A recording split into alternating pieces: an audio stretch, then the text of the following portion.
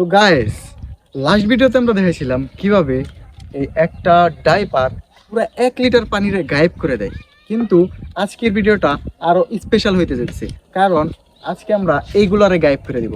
আর এইগুলারে গায়েব করার জন্য আমাদের পেট্রোল লাগবে, অ্যান্ড পেট্রোলের মধ্যে এইগুলো দিলে পুরা ভ্যানিশ হয়ে যাবে, and it's looking totally magical.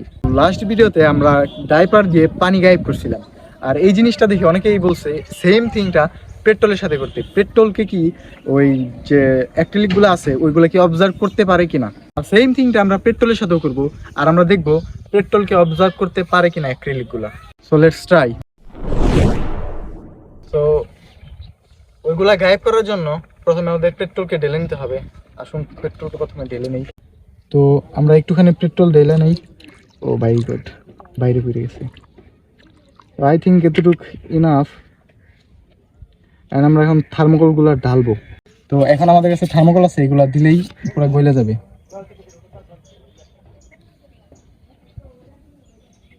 O my goodness, এটা শুধু বাষ্পীভূত হইতেছে। ও মাই গড,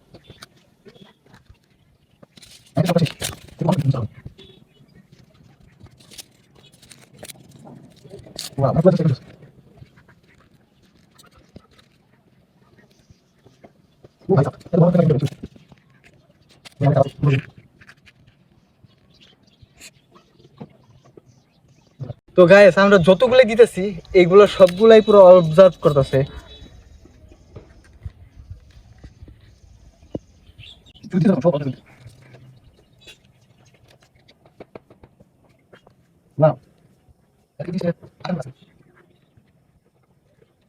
বাহ ভাই, পুরা থার্মোকল গায়েব। আমাদের পুরো থার্মোকলটা গায়েব হয়ে গেছে। এই পুরো থার্মোকলটা পুরো ক্যান্ডির মতো হয়ে গেছে। তো গাইস, আমাদের থার্মোকলগুলো পুরো একদম শেষ, গায়েব। আর একটা এটা হইছে আঠার মতো, অতটা শক্ত না, বাট অনেক নরম, স্যাটিসফাইং লাগে। তো লাস্ট ভিডিওতে অনেকের রিকোয়েস্ট ছিল কি আমরা পেট্রোলের সাথে ওই সেম থিংটা করি যেটা পানির সাথে করছিলাম জমানোর জন্য। তো আই থিঙ্ক পেট্রোল অবজার্ভ করবে, কারণ ওই জিনিসটা অনেক হার্ড ছিল আর অনেক শক্তিশালী ছিল। So let's try. আপনাদের রিকোয়েস্ট তো রাখতেই হবে। এটাকে ট্রাই করার জন্য আমরা খুব অল্প পরিমাণেই এই জিনিসটা দিব, আর এই জিনিসটা দেখি কতটুকু লাগে। Acrylic powder.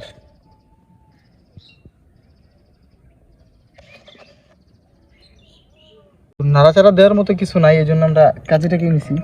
আমি দেখি অবজার্ভ করতে পারে কিনা।